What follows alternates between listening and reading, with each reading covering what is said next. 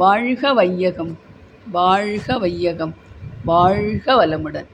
குரு வாழ்க, குருவே துணை.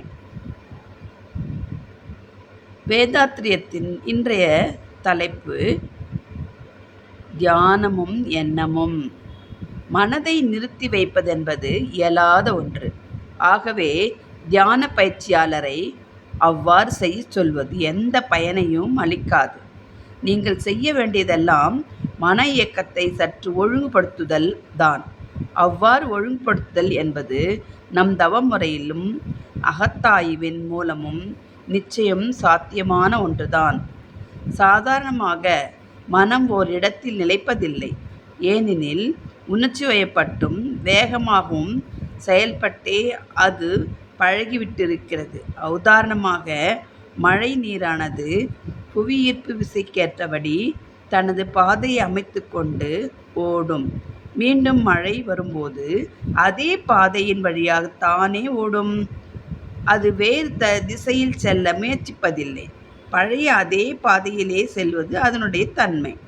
மனமும் அது போன்றதுதான் செயல்படுகிறது.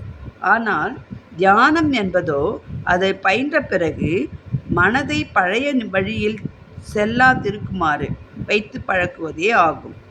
இந்த திறனில் வெற்றி கிட்ட சில காலம் ஆகும்.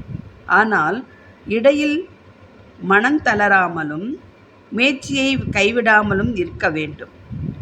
மழை நீரின் வழி மாற்ற வேண்டுமானால் அதன் ஓட்டத்திற்கு மாற்று வழி ஒன்று தயார் செய்ய வேண்டும். ஓர் நீர் முழுவதும் அதில் திரும்புமாறு செய்ய வேண்டும். அதேபோல் தொடர்ந்து தியானம் செய்யும்போது தாங்கள் எதிர்பார்க்கும் காலத்திற்கு முன்பாகவே கூட மனம் நுண்ணிய நிலையை அடைந்து விடுவதால் புதிய பாதையில் திரும்பிவிட மனதினால் முடியும். அந்த பாதையிலே ஒருமைப்படுத்தவும் முடியும்.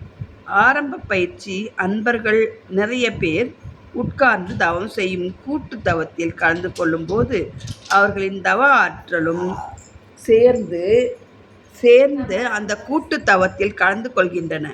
ஆரம்ப சாதகர்களின் ஆற்றலும் சிறிது சிறிதாக பெருகி வரும். அருட்தந்தை வாழ்க வளமுடன்.